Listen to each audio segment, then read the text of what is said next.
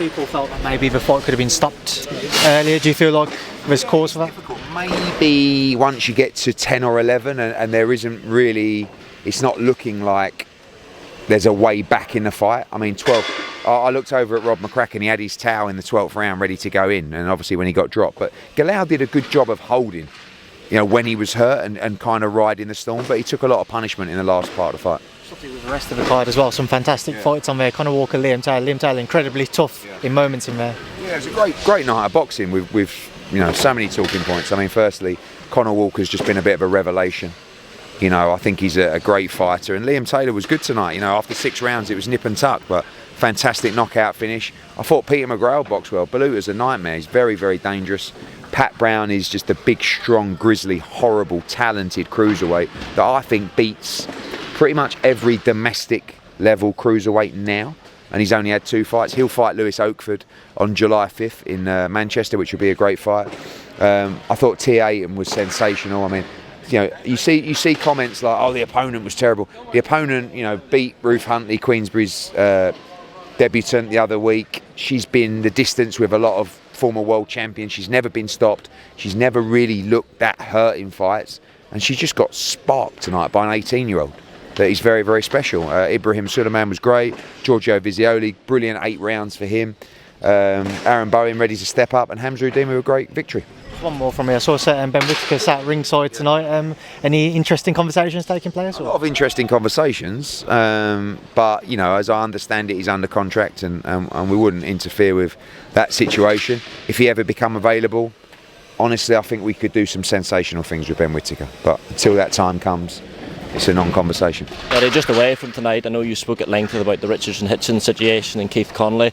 I saw interesting tweets from Gervonta Davis pleading this sort of loyalty for Al Haymon, his love for Al Haymon, and a lot of fighters over the years have had this sort of long-term commitment to Al and see him as like a mentor. The relationships are always very strong. Well, you don't always see that in boxing. Why do you think these PBC fighters, they've always had this sort of commitment to Al, and what do you think the reasons are for? Because I think some people are very good at that.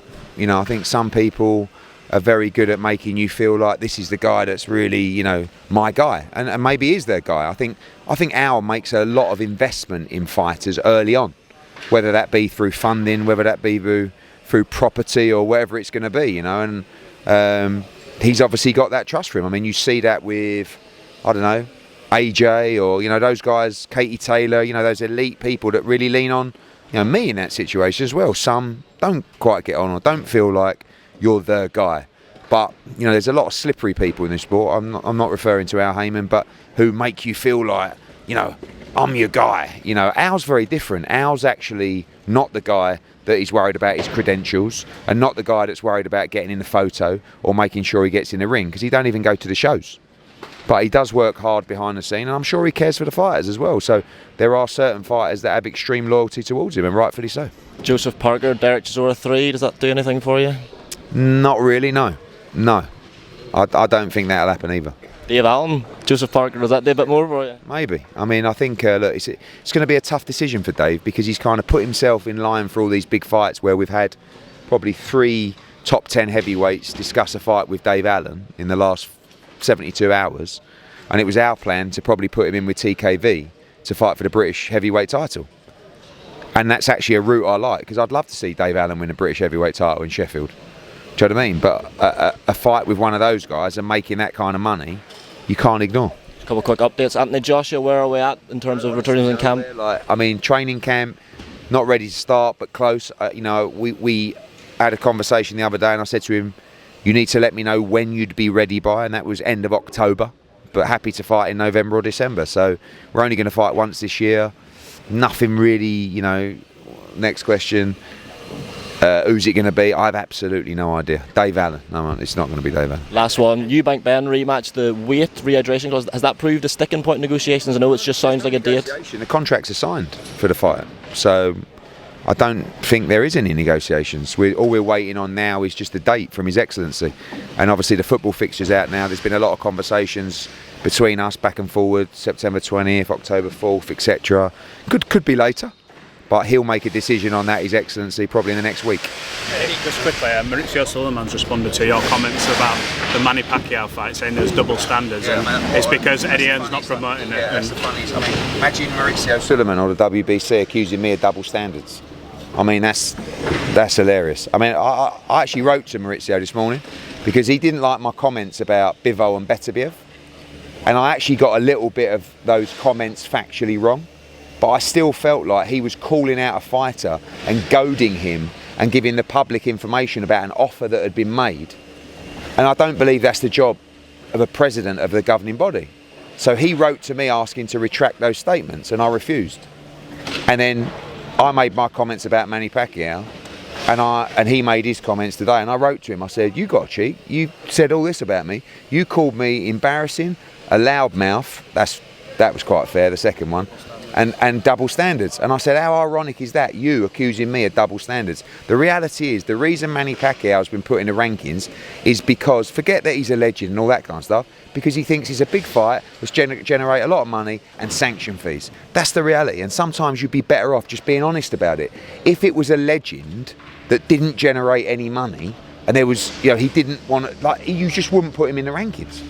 So that's why you're supporting it.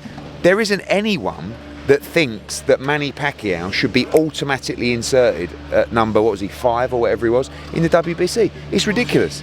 So, but I'm going to say it, because I'm not going to pussyfoot around and just say, oh yeah, it's fine, because in my opinion, it's not fine. So me and Mauricio are going to get on sometimes, we're going to get on, we're not going to get on other times. He probably don't care, I don't care either.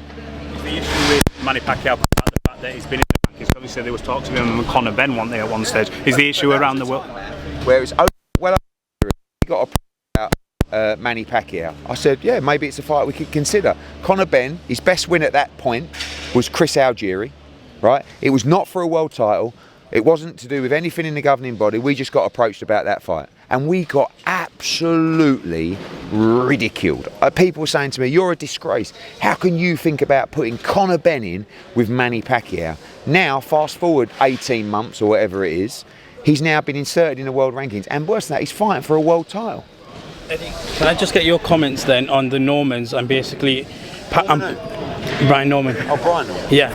And basically alluding to the fact that Boots has moved up to 154 to avoid him. Fuck, I mean, like, look, this is the reality. About straight after the Stanionis fight, we contacted Top Rank and we said, we want to do a deal for Boots to fight Brian Norman. They said, great, let's get on it, right? We love Top Rank. They want to make big fights. They contacted the Normans and they said, oh, we're fighting in Japan, we're going to get this fight out of the way and we'll talk about it after that. I'm like, no, we need to know now, because if not, we're going to move up to 54. Oh, we're not willing to talk about a fight. We offered them $1.75 million to fight Boots about 6 months ago. They said, we want $2 million. And after the Stanionis fight, we said, we'll give you your $2 million. And they still didn't want to take it. So of course, now we're moving up. How convenient that all of a sudden, I can't believe they've moved up. We were dying for that fight, yeah, dying for it.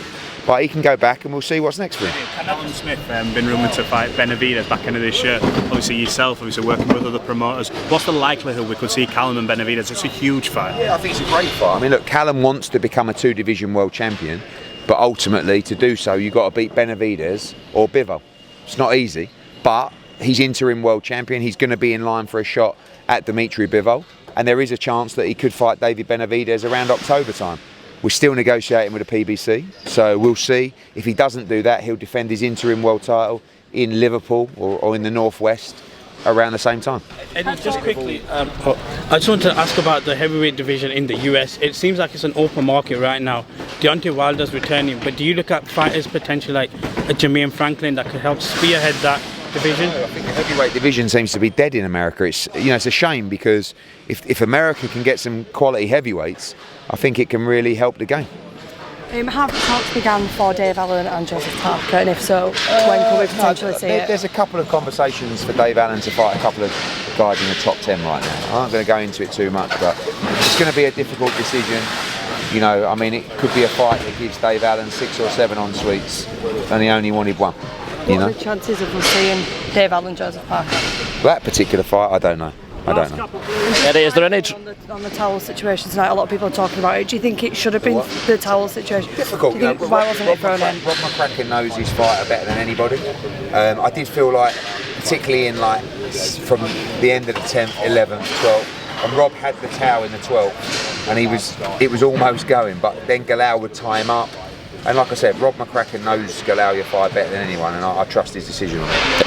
Performance from Conor Walker tonight. Yeah. I mean, who next for him? I don't know. I mean, part of me would love to see him win a Lonsdale belt outright, but you know, obviously,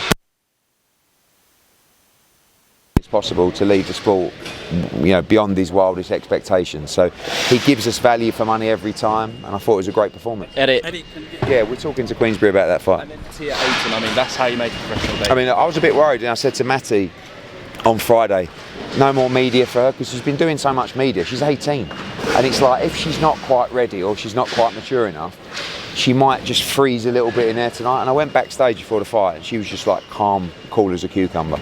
And she's very, very special. You don't see girls dropping people like that at bantamweight, like very few people. The punches are really sharp and crisp, and she's 18, she's a special fighter. Eddie, is there any truth that Brian Norman had boots down in sparring? About as much truth in that as me entering the Olympics in gymnastics. Eddie, Peter McGrail was in tonight with a victory. Will you be looking to reschedule the Shabazz Masood fight after Yeah, that's the plan. I mean, Shabazz said he's started shadow boxing and he thinks he'll be back sort of September, October. I don't want to hold Peter up. You know, I mean, he's been very unlucky. The Dennis McCann fight fell through late. The Shabazz fight fell through late. And he's had those replacement opponents. He's done everything that's been asked of him. So I want to see him move on, but I would like to make that fight. Eddie, can I get your quick thoughts on the Canelo Crawford fight? How do you expect that to go? Back and forwards, to be honest with you. Like, when I talk to Bud, I kind of like, he convinces me that he's going to win the fight because he's such a believer in his own ability, and he's very convincing. And then you see the presser yesterday, and I thought Canelo looked really well. Do you know what I mean? And obviously he's a big lump, so I was always Canelo. Then I sort of leant towards Bud, but now I'm back with Canelo. So we'll see. The added incentive of the bonus for a knockout, do you think that could lead to a potential finish? No, I don't think it means anything to him. We don't even know what it is yet. Last one. What's your prediction for Jake Paul next week? I actually don't mind the fight, and actually Chavez has trained very hard, and mentally he's in a good place, but obviously he's very long in the tooth, but I think it'll be a competitive fight, and I think I'm going to go for the Jake Paul late stoppage. Can't believe you got me answering that. Cheers all. Cheers, Eddie.